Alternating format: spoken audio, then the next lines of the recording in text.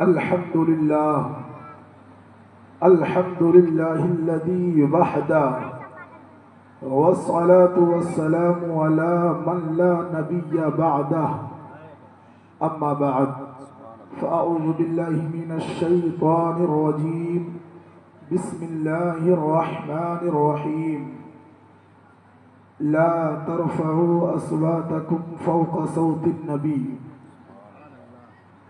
أو كما قال الله تبارك وتعالى إلى آخر الآية آمنت بالله صدق الله مولانا العظيم وصدق رسوله النبي الأمين الكريم ونحن على ذلك لما قال ربنا لمن الشاهدين والشاكرين والحمد لله رب العالمين سنیم من نارے اللہ اکبر می زنم دم زیبو بکرو عمر عثمان و حیدر می زنم قادریم نارے یا غوث اعظم می زنم دم ز شیخ احمد رضا خان قطب عالم می زنم یا رسول اللہ ہزار بار بشویم دہن سے مشکو گلاب ہنوز نامے تو گفتن کمال بے ادبیست بلغ العلا بکمالہ کشف الدجا بجمالہ حسنت جمیع خصالہ صلو علیہ وآلہ حسن یوسف پہ کٹی مصر میں انگشت زنا حسن یوسف پہ کٹی مصر میں انگشت زنا سر کٹاتے ہیں تیرے نام پر مردان عرب آئیے کمال محبت و احترام کے ساتھ گنبد خضرا شریف کی جانب اپنی لو لگائیں نبی رحمت کی بارگاہ میں درود پاک کا سوغات پیش کریں اور پڑھیں باواز بلند اللہ رب محمد صلی اللہ علیہ وسلم نحن عباد محمد صلی اللہ علیہ وسلم وعلی زویہ وآلہ ابد الدہور وکرم۔ ماشاءاللہ آپ تمامی حضرات بڑی دیر سے نعت و منقبت کے اشعار اور ایک بہترین خطاب آپ نے سماعت کیا۔ تھوڑی دیر کے لیے میں بھی آپ کے سامنے حاضر آیا کچھ عرض۔ اب میں بھی چاہتا ہوں کہ کچھ عرض کرنے سے قبل میں بھی یہ جانچ لوں، آپ کو پرکھ لوں کہ آپ بیدار ہیں، سننا چاہتے ہیں کہ نہیں سننا چاہتے ہیں۔ اگر بیدار ہیں تو دونوں ہاتھوں کو اٹھائیں، کہہ دیں یا رسول اللہ، اور بلند آواز سے بولیں یا رسول اللہ یا رسول اللہ۔ ماشاءاللہ ایسے ہی ماحول بنائے رہیں، کیونکہ ابھی جو ہے بہترین خطاب آپ کو سماعت کرنی ہے، تو میں ماحول بنانے کی غرض سے آپ کے سامنے حاضر آیا۔ تھوڑی باتیں آپ مجھ سے سماعت کر لیں۔ دیکھیے یہ 1500 سالہ جشن عید میلاد النبی صلی اللہ علیہ وسلم ہے، جس میں ہم اور آپ لوگ شریک سعادت ہیں۔ محفل میں شریک ہونا ہر کسی کو میسر نہیں ہوتا ہے۔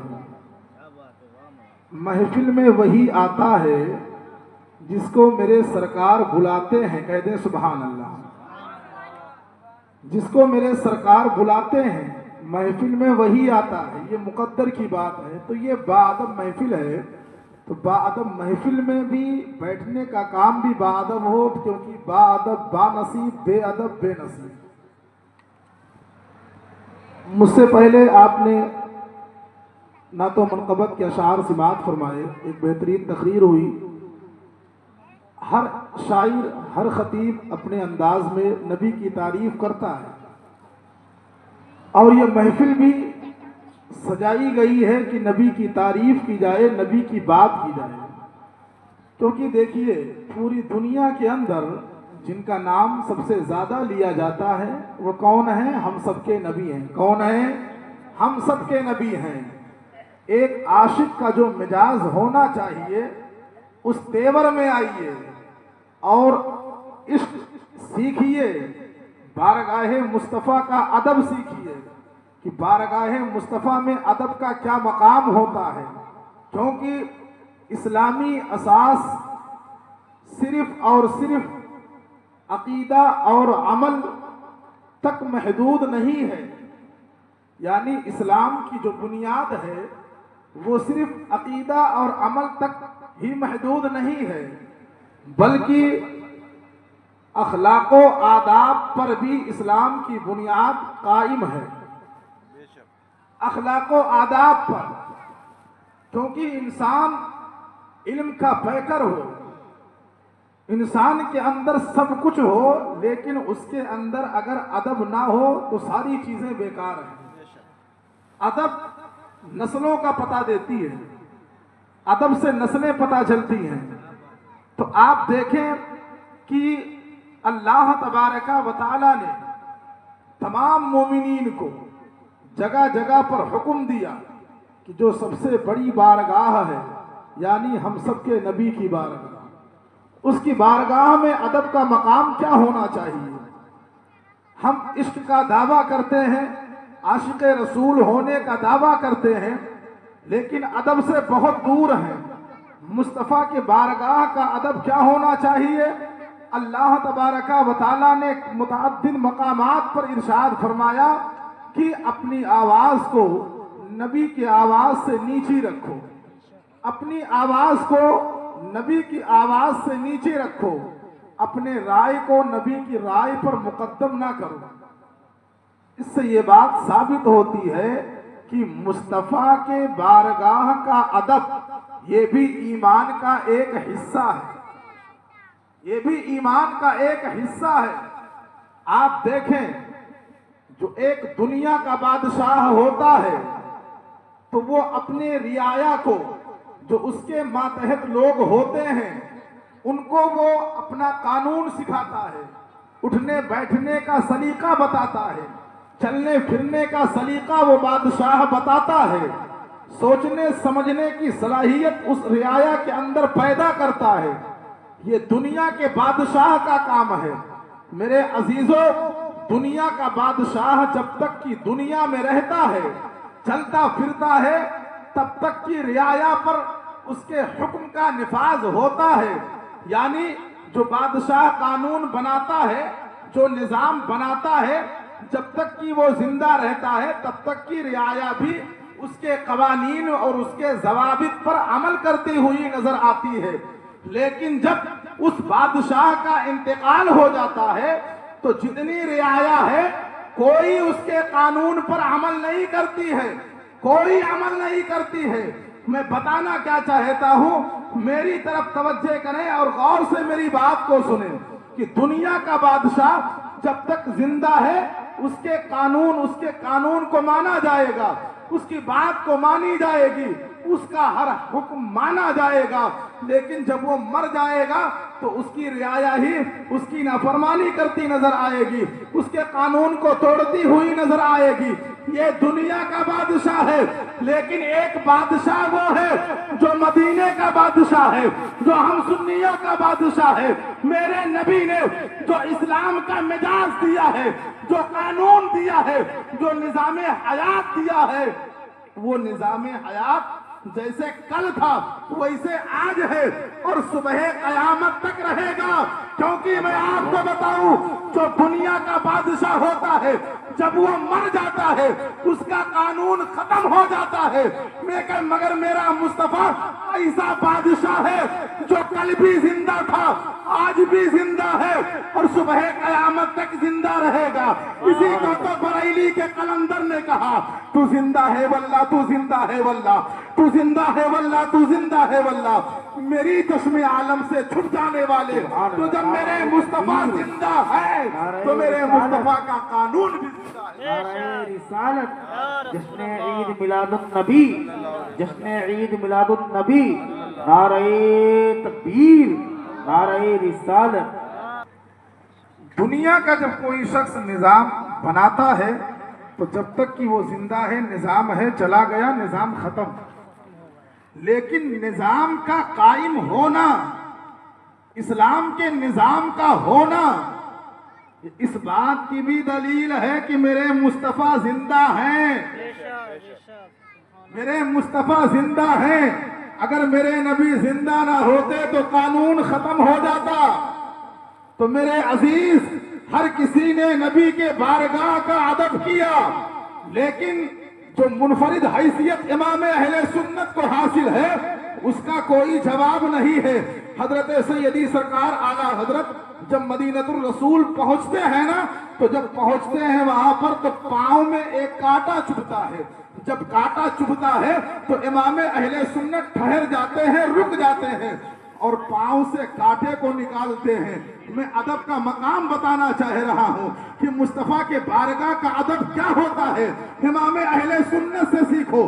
جب وہاں پر کانٹا چبھا پاؤں میں، ٹھہر گئے، کانٹے کو نکالا اور نکال کر کے کہا، اے خار صحرائے مدینہ، پاؤں سے کیا کام تجھے؟ اے خار صحرائے مدینہ، پاؤں سے کیا کام تجھے؟ آ میری جان، آ یہ ہے دل میں رستہ تیرا، آ میری جان یہ ہے دل میں رستہ تیرا۔ یہ ہے مدینہ شریف کے ایک خار کا ادب۔ جب خار کا یہ ادب ہے، جب تو ذرا سوچے میرے مصطفیٰ کے ذات کا کتنا ادب رہا ہوگا۔ نعرہ تکبیر، نعرہ رسالت، علماء اہل سنت، سرکار کی آمد۔ میرے مصطفیٰ کی ذات کا کیا ادب رہا ہوگا۔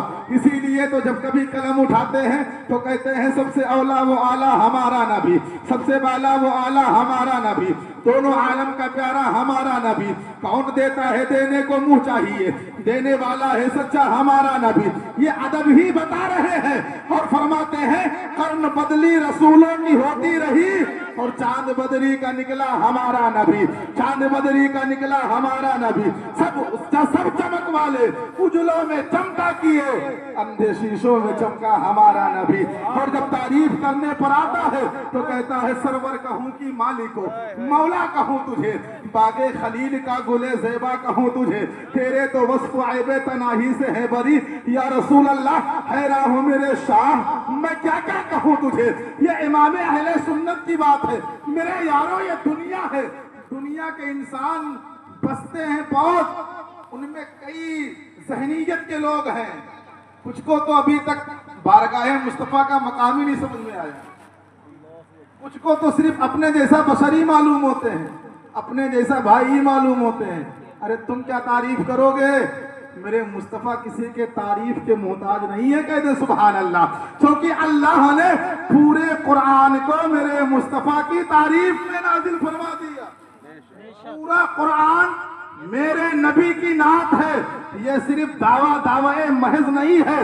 آپ قرآن کو اٹھائیے، قرآن کے بارگاہ میں زانوئے ادب طے کیجیے اور قرآن سے پوچھیے، اے قرآن میرے مصطفیٰ کا خاندان بتا دے۔ قرآن لیلاف قریش کہہ دے گا۔ جب آپ قرآن سے پوچھیں گے اے قرآن جو ہے نبی کا نام بتا دے تو اسمہ احمد کہہ دے گا۔ جب قرآن سے پوچھیں گے اے قرآن نبی کا چہرہ بتا دے تو قرآن والضحیٰ کہے گا۔ جب آپ قرآن سے پوچھیں گے اے قرآن میرے مصطفیٰ کا سینہ پاک بتا دے، قرآن علم نشرح لکا صدرک کہے گا۔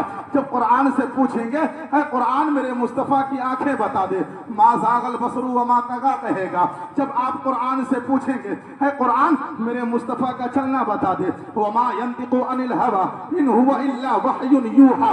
جب آپ قرآن سے پوچھیں گے اے قرآن میرے نبی کا چلنا بتا دے تو قرآن لا تمشی فی الارض مرحا کہے گا۔ جب آپ قرآن سے پوچھیں گے اے قرآن میرے نبی کی نورانیت بتا دے تو قد جاءکم من اللہ نور و کتاب مبین کہے گا۔ جب آپ قرآن سے پوچھیں گے اے قرآن میرے نبی کی بشریت بتا دے، قل انما انا بشر مثلکم یوحى الی انما کہہ دے گا۔ جب آپ قرآن سے پوچھیں گے اے قرآن مصطفیٰ کا اختیار بتا دے تو ما آتاکم الرسول فخذوه وما نهاکم عنہ فانتہوا کہہ دے گا۔ جب آپ قرآن سے پوچھیں گے اے قرآن محمد عربی کی رسالت بتا دے، قرآن محمد الرسول اللہ کہہ دے گا۔ جب قرآن سے پوچھیں گے اے قرآن نبی کے صحابہ کے بارے میں بتا دے، والذین معہ اشداء علی الکفار رحماء بینہم تراہم رکعا سجدا کہہ دے گا۔ جب آپ قرآن سے پوچھیں گے اے قرآن ذرا مصطفیٰ کے یار غار کے بارے میں بتا دے، والذی جاء بالصدق وصدق بہ اولئک هم المتقون کہہ دے گا۔ جب آپ قرآن سے پوچھیں گے اے قرآن نبی کا قبلہ بتا دے، قد نرى تقلب وجهك في السماء فلنولينك قبلة ترضاها کہہ دے گا۔ میرے عزیزوں جب قرآن سے پوچھو گے اے قرآن نبی کو پکارنا کیسے ہے، قرآن کہے گا یا ایھا النبی یا ایھا الرسول یا ایھا المزمل طٰہٰ یاسین مدثر، یہ کہہ کر کے قرآن گا جب آپ قرآن سے پوچھیں گے ہے قرآن میرے مصطفیٰ کی بیویوں کے بارے میں بتا دے یا نساء النبی لستن کاحد من النساء کہہ دے گا جب آپ قرآن سے پوچھیں گے اے قرآن میرے نبی کا پاور بتا دے انا اعطیناک الکوثر اے قرآن میرے نبی کے دشمنوں کا انجام بتا دے انا شانیک هو الابتر اے قرآن میرے نبی کے امت کے بارے میں بتا دے کنتم خیر امت اخرجت للناس ہے قرآن میرے نبی کے اولیاء کے بارے میں بتا دے الا ان اولیاء اللہ لا خوف علیہم ولا هم يحزنون اے قرآن میرے نبی کے صحابہ کے بارے میں بتا دے قرآن اولئک هم المفلحون کہہ دے گا قرآن اولئک هم الصادقون کہہ دے گا میرے عزیزوں پورا قرآن میرے مصطفیٰ کی نعت ہے میرے دوستو قرآن کو اٹھائیے الحمدوں کے الف سے لے کر کے والناس کے سین تک پڑھتے چلے جائیے عظمت مصطفیٰ پڑھتے چلے جائیے سبحان نعرہ تکبیر نعرہ رسالت جشن عید میلاد النبی علماء اہل سنت میرے عزیزو یہ ہے قرآن کا مجاز وقت نہیں ہے انہیں ترجمہ بھی کر کے بتا تھا لیکن آپ جو ہے قرآن کا سننا بھی ثواب ہے دلیل یہ علماء بیٹھے ہیں الحمدللہ سب سمجھ رہے ہیں اور آپ بھی سمجھے قرآن کے آیتوں کو تو میرے عزیزو میرے مصطفیٰ کی تعریف میں تو اللہ نے پورے قرآن کو نازل فرما دیا ہے بات کریمہ میں نے پڑھی یا ایھا الذین آمنوا لا ترفعوا اصواتکم فوق صوت النبی ولا تجہروا لہ بالقول وَلَا تَجْهَرُوا لَهُ بِالْقَوْلِ اپنی آوازوں کو اونچی نہ کرو کیسے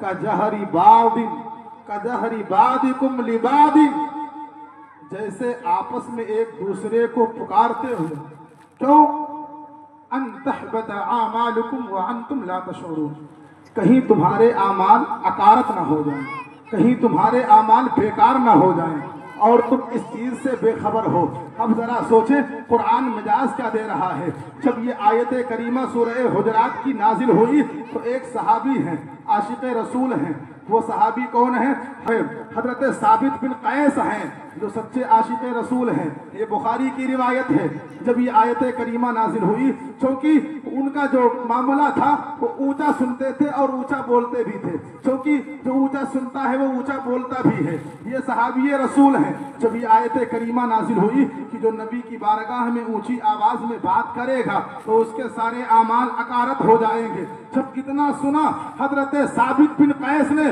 اپنے کمرے میں چلے گئے اور رونے لگے اے پروردگار عالم ہمارے سارے اعمال چلے گئے میں تو جہنمی ہو گیا اے پروردگار عالم میں معذور ہوں میرے گناہ کو معاف کر دے میرے گناہ کو بخش دے میرے عزیزوں صحابہ نے ادب کا کیا مزاج دیا ہے صحابہ نے کیا عقیدہ دیا ہے ہمیں وہ سنیے حضرت ثابت بن قیس ہیں کمرے میں بیٹھ کر کے رو رہے ہیں لیکن میرے یارو قربان جائیے نبی رحمت کی ذات پر کیونکہ جو میرے نبی سے پیار کرتا ہے نا میرے مصطفیٰ اسے بھی یاد رکھتے ہیں ان کے نثار کوئی کیسے ہی رنج میں ہیں جب یاد آ گئے ہیں سب غم بھلا دیے ہیں میرے عزیزوں نبی رحمت صحابہ کا انجمن ہے میرے مصطفیٰ فرماتے ہیں صحابہ بتاؤ ثابت بن قیس کہاں ہے ایک دن گزر گیا 2 دن گزر گیا حضرت ثابت بن قیس نہیں آئے میرے مصطفیٰ نے فرمایا بتاؤ ثابت بن قیس کہاں ہے لوگوں نے کہا کہ یا رسول اللہ اگر آپ اجازت دے تو معلوم کر لیں تو اس کے بعد میرے مصطفیٰ نے کہا کہ جاؤ اور ثابت بن قیس کو میرے پاس لے کر کے آؤ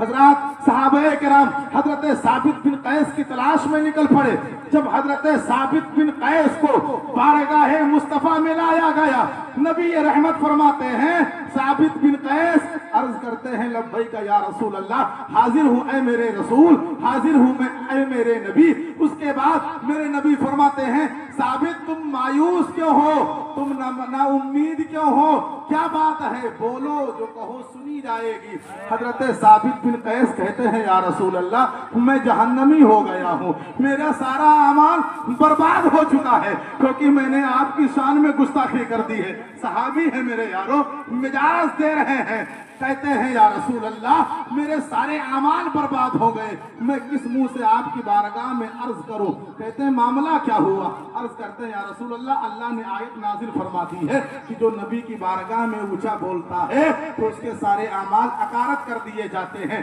میرے مصطفیٰ مسکرائے فرماتے ہیں اے ثابت بن قیس سن لو، تم جہنمی نہیں ہو بلکہ تم جنتی ہو۔ سبحان اللہ۔ اب یہاں پر اس حدیث شریف سے دیکھیں، میرے مصطفیٰ نے حضرت ثابت بن قیس کو بلایا اور صرف جہنم سے ہی نہیں بچایا بلکہ جنت کا بھی پروانہ سنا دیا۔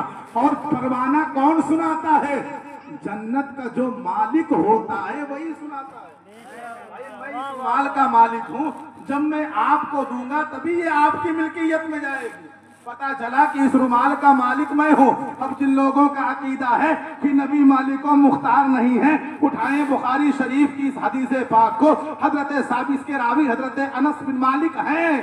جب میرے مصطفیٰ نے کہا اے ثابت تم جہنمی نہیں ہو بلکہ تم جنتی ہو، میرے عزیزوں یہی تو میرے مصطفیٰ کا پاور ہے۔ میرے نبی جنت بھی بانٹ رہے ہیں، جنت کا پروانہ بھی سنا رہے ہیں۔ اب پڑھو حضور تاج الشریعہ کو جہاں بانی عطا کر دے، بھری جنت ہبہ کر دے۔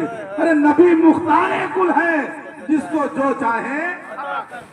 سبحان اللہ۔ نعرہ تکبیر، نعرہ رسالت، نعرہ رسالت، جشن عید میلاد النبی، جشن عید میلاد النبی، نعرہ تکبیر، نعرہ رسالت۔ تو میرے عزیز مصطفیٰ سے پیار کرو، مصطفیٰ سے محبت کرو، ان کے بارگاہ کا ادب سیکھو۔ یہی جان ایمان ہے، یہی روح ایمان ہے، یہ زندگی ہے، ایک نہ ایک دن تو مرنا ہے۔ تو میرے یارو یہ زندگی چند دن کی جو ہے، کیوں نہ جو ہے نام محمد پہ قربان ہو جائے۔ زندگی دی گئی ہے اسی کے لیے، زندگی ہے نبی کی، نبی کے لیے۔ اور حضور تاج الشریعہ ہیں جو اپنا مجاز اور لوگوں کو ایک نصیحت کر رہے ہیں کہ زندگی گزاریے تو عشق رسول میں گزاریے، اور عشق رسول کا صرف دل میں جو ہے عشق رسول کا ہونا یہی کمال ہے، یہی کمال ہے۔ نماز، روزہ، زکوٰۃ، حج یہ اپنی جگہ یہ اعمال ہیں، لیکن اس کا مطلب یہ ہرگز نہیں کہ ہم صرف نبی سے محبت کریں، نماز کو چھوڑ دیں اور اعمال صالحہ کو ترک کر دیں۔ نہیں، نماز بھی پڑھیے، نبی سے محبت بھی کیجیے۔ جو نماز نبی کے محبت میں ادا کی جاتی ہے وہی نماز اللہ کے بارگاہ میں مقبول ہو جاتی ہے۔ جلسے کا یہی پیغام ہے، اللہ کی سرتابہ قدم شان ہے یہ، انسان ہی انسان وہ انسان ہے یہ۔ قرآن تو ایمان بتاتا ہے انہیں، ایمان یہ کہتا ہے میری جان ہے یہ۔ پیارے حبیب کو پکار، پیارے نبی کا نام لے، دامن مصطفیٰ میں آ پائے رسول تھام لے۔ السلام علیکم۔